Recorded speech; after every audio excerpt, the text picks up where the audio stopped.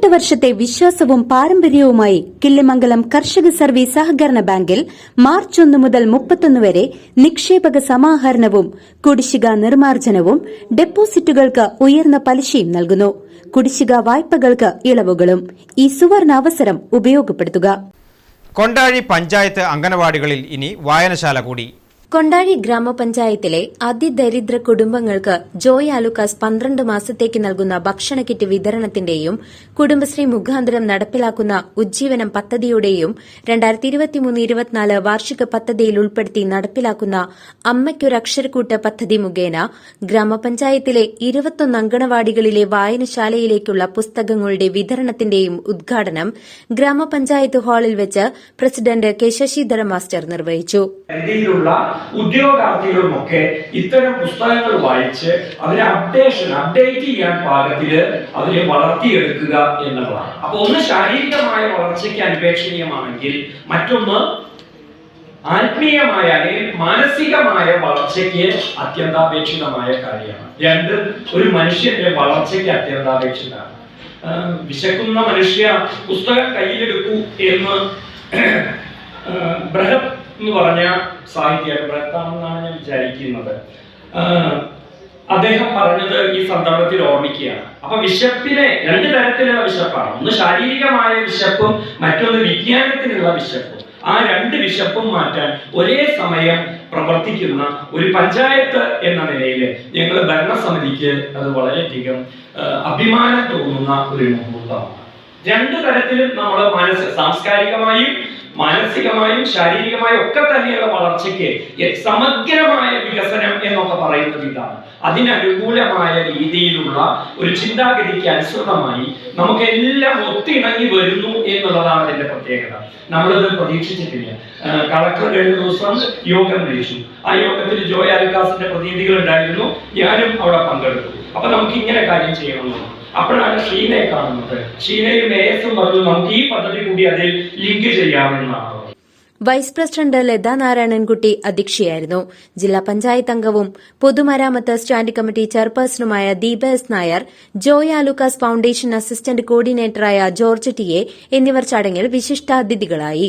ഭരണസമിതി ഇത്രയും ശ്രദ്ധയോടുകൂടി മുന്നോട്ട് പോകുമ്പോൾ സംസ്ഥാന ഗവൺമെന്റിന്റെ ഒരു വിഹിതം ഇവിടെ എത്തിക്കാനും ത്രിതല പഞ്ചായത്തുകളും ഈ സംവിധാനത്തിന് വേണ്ടി മാറ്റിവെച്ച ഫണ്ടിന്റെ ഒരു വിഹിതം ഇവിടെ എത്തിക്കാനും കൊണ്ടാഴി ഗ്രാമപഞ്ചായത്തിന്റെ ഭരണസമിതി വേണ്ടത്ര ശ്രദ്ധ പുലർത്തും എന്നുള്ളത് തന്നെയാണ് ഞാൻ വിശ്വസിക്കുന്നത്.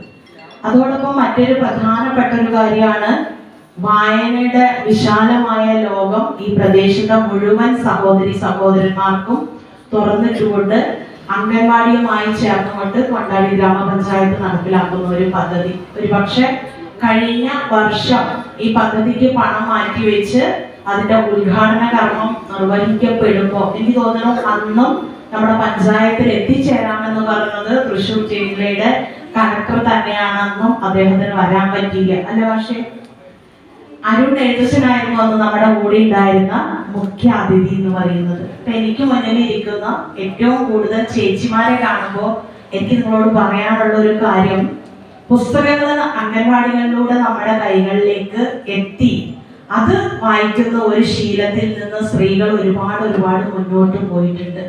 ഇവിടെ ഇരിക്കുന്നതിൽ ഭൂരിപക്ഷം അംഗങ്ങളും കുടുംബശ്രീയുടെ ഭാഗമായിട്ടുള്ള ആളുകളായിരിക്കും എന്നാണ് ഞാൻ വിശ്വസിക്കുന്നത്.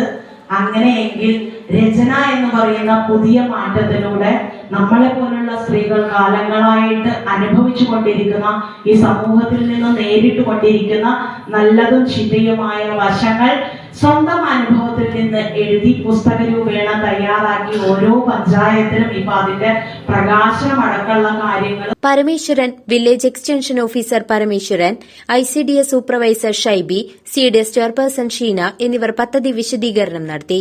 വികസനകാര്യ standing committee chairman Biju Thadathivila, ആരോഗ്യ വിദ്യാഭ്യാസ standing committee chairperson Priyamvada KK, ക്ഷേമകാര്യ standing committee chairperson V Nishamol, ഗ്രാമപഞ്ചായത്ത് അംഗങ്ങളായ Manoj K Sudevan, Shivan Veettikkunnu, Sadiyappath, Malathi KK, Satyabhama V, ഗ്രാമപഞ്ചായത്ത് സെക്രട്ടറി MS രോഹിണി തുടങ്ങിയവർ സംസാരിച്ചു.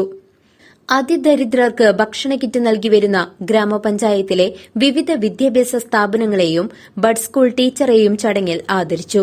തുടർന്ന് അതിദരിദ്രർക്കുള്ള ഭക്ഷണ കിറ്റ്, അംഗൻവാടികളിലേക്കുള്ള പുസ്തകം, കുടുംബശ്രീ ഉജ്ജീവനം പദ്ധതിയുടെ ചെക്ക് വിതരണവും ഗ്രാമപഞ്ചായത്ത് പ്രസിഡന്റ് നിർവഹിച്ചു. അവരുടെ പഠിപ്പ് ജോയിന്റ് ഫൗണ്ടേഷൻ ഏറ്റെടുത്തിട്ടുണ്ട്. അപ്പോൾ ഒരുപാട് കാര്യങ്ങൾ ചെയ്തുകൊണ്ടിരിക്കുന്നു. ഞങ്ങളെ ഇതെല്ലാം പഠിപ്പിച്ചത് ജോയ് അലുക്കാസിന്റെ പ്രിയ പത്നി ജോയ് ചേച്ചിയാണ്. ജോയ് മേഡം നമ്മുടെ കയ്യിൽ നിന്നും ഉള്ളതിൽ നിന്ന് കൊടുക്കുമ്പോഴാണ് അത് ചാരിറ്റിയായി മാറുന്നത്. ഒരുപാട് പൈസ കയ്യിൽ വെച്ചിട്ട് അതിൽ നിന്ന് കൊടുക്കുന്നതല്ല ചാരിറ്റി എന്ന് പറയുന്നത്. അങ്ങനെ ഞങ്ങൾ ദുബായിൽ തൊട്ട് പഠിച്ചത്. ഞാനൊരു 28 വർഷമായി ഈ കമ്പനിയുടെ കൂടെയുള്ള ഒരാളാണ്. അപ്പൊ എന്തായാലും എല്ലാവർക്കും നന്ദിയുണ്ട്. ഈ ഗുണഭോക്താക്കൾ അവരെ അഭിനന്ദിക്കുന്നു. പിന്നെ ഞങ്ങളുടെ chief coordinator T P Jose sir, ആൾക്ക് നിർത്താൻ സാധിച്ചില്ല. ആളുടെ പേരിലും. CCV news Kondazhy.